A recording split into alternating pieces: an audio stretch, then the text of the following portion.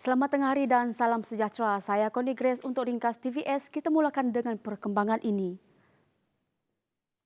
Yang di-Pertuan Agong Al-Sultan Abdullah Riayatuddin Al-Mustafa Billah Shah memberi perkenan pengisytiharan proklamasi darurat dilaksanakan sehingga 1 Ogos. Ini adalah sebagai langkah proaktif membendung wabak COVID-19 di Malaysia. Menurut Datuk Pengelola Bijaya Diraja Istana Negara, Datuk Ahmad Fadil Syamsuddin, Seri Paduka memberi perkenan tempoh pelaksanaan darurat itu atau sehingga suatu tarikh yang lebih awal jika angka kes positif COVID-19 harian dapat dikawal dan diturunkan dengan berkesan. Al-Sultan Abdullah turut berkenan dengan cadangan kerajaan bagi pembentukan satu jawatan kuasa bebas yang akan dianggotai oleh ahli parlimen kerajaan dan pembangkang serta pakar-pakar kesihatan dan yang berkaitan. Perkenan itu telah mengambil kira rundingan Seri Paduka dengan Raja-Raja Melayu. Kata Ahmad Fadil lagi, Perdana Menteri Tan Sri Muhyiddin Yassin telah menyembah maklum keputusan mesyuarat jemaah Kabinet berhubung cadangan pelaksanaan pengisytiharan proklamasi darurat ketika menghadap Al-Sultan Abdullah di Istana Negara pada 11 Januari.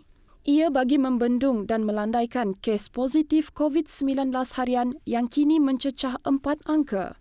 Perkenan Al-Sultan Abdullah berkenaan turut mengambil kira keselamatan diri rakyat dan kepentingan negara berdasarkan statistik semasa COVID-19, khususnya kekangan kemudahan-kemudahan logistik mengikut negeri-negeri yang dipersembahkan semasa sesi taklimat itu. Pasukan Gerakan Am PGA memberkas seorang lelaki warga Indonesia yang disaki dalang utama dalam satu sindiket pemerdagangan manusia.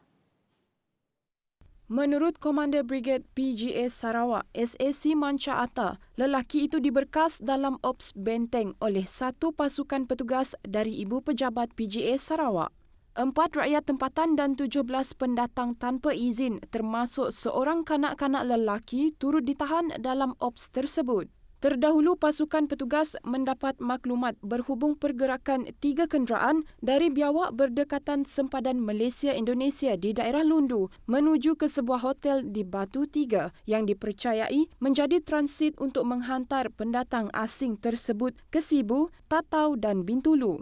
Kesemua tangkapan telah dibawa ke Ibu Pejabat Polis Daerah Padawan untuk siasatan lanjut. Pasukan Gerakan Am juga PGA Sarawak turut merampas 17,100 karton rokok pelbagai jenama dalam di sebuah lori dengan keseluruhan jumlah rampasan dianggarkan bernilai lebih 2.6 juta ringgit. Ops Libas yang dijalankan sekitar jam 12.05 tengah malam itu turut menahan seorang lelaki warga tempatan di sebuah premis kediaman di Siburan. Kesemua rampasan dilakukan di bawah Seksyen 135-1-D Akta Kastam 1967 dan diserahkan kepada polis untuk tindakan selanjutnya.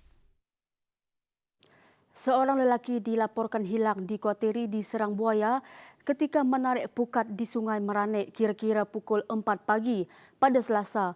Mangsa Azian Az-Zahar dilaporkan pergi ke sungai berkenaan bersama ayahnya untuk menangkap ikan di Sungai Kampung Meranik, Kota Semarahan. Satu laporan polis tentang kehilangan berkenaan telah dibuat adik mangsa. Menurut laporan itu, Azian bersama bapanya pergi ke Sungai Meranik untuk menarik pukat pada pukul 3.45 pagi. Pada pukul 4.15 pagi, ayahnya kembali ke rumah berseorangan dan memaklumkan Azian telah hilang diserang buaya. Menurut jurucakap Pusat Gerakan Operasi Jabatan Bomba dan Penyelamat Malaysia JBPM Sarawak, pihaknya menerima laporan berhubung kejadian itu pada jam 6.45 pagi. Berikutan itu, operasi mencari dan menyelamat SAR diaktifkan dengan 11 anggota dari Balai Bomba dan Penyelamat BBP Kota Semarahan dikejarkan ke lokasi.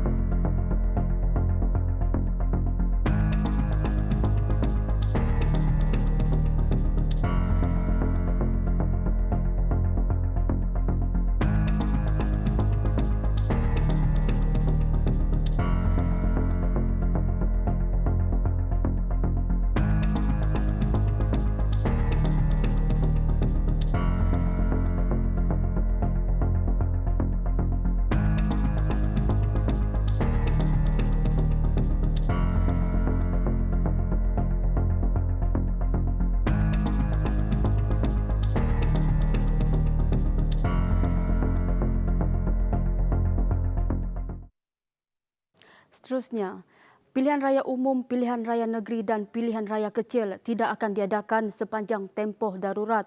Perdana Menteri Tan Sri Muhyiddin Yassin berkata, Parlimen dan Dewan Undangan Negeri DUN juga tidak akan bersidang sehingga ke suatu masa yang ditetapkan oleh Yang di-Pertuan Agong. Pilihan raya umum, pilihan raya negeri dan pilihan raya kecil tidak akan diadakan. Dalam keadaan biasa, pilihan raya kecil mesti diadakan dalam tempoh 60 hari selepas kerusi disiharkan kosong.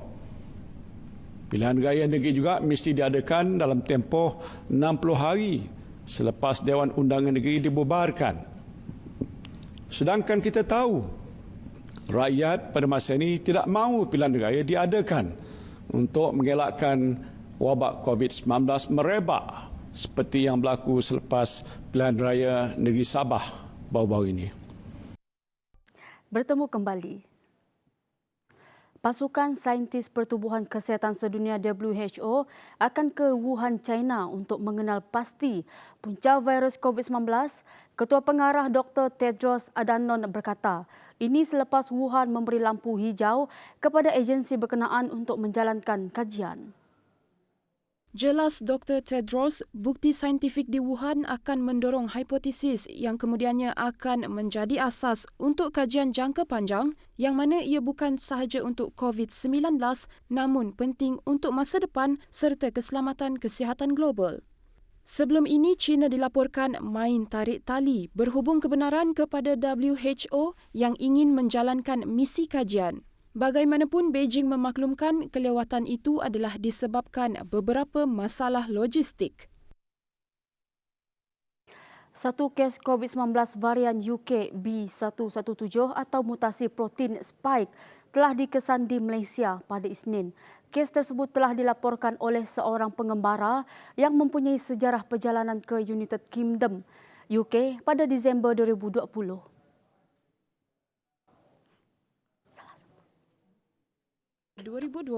Dan telah diasingkan untuk rawatan lanjut.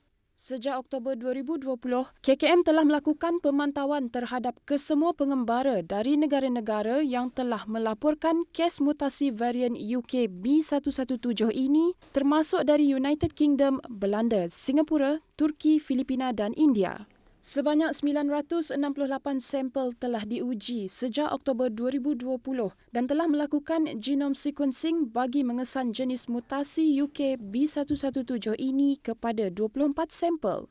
Bagaimanapun, setakat 11 Januari 2021, tiada penularan dalam negara telah dikesan berkaitan virus mutasi tersebut. Itu saja untuk buat masa ini. Saya Connie Grace untuk TVS. Salam hormat dan sayu kenep.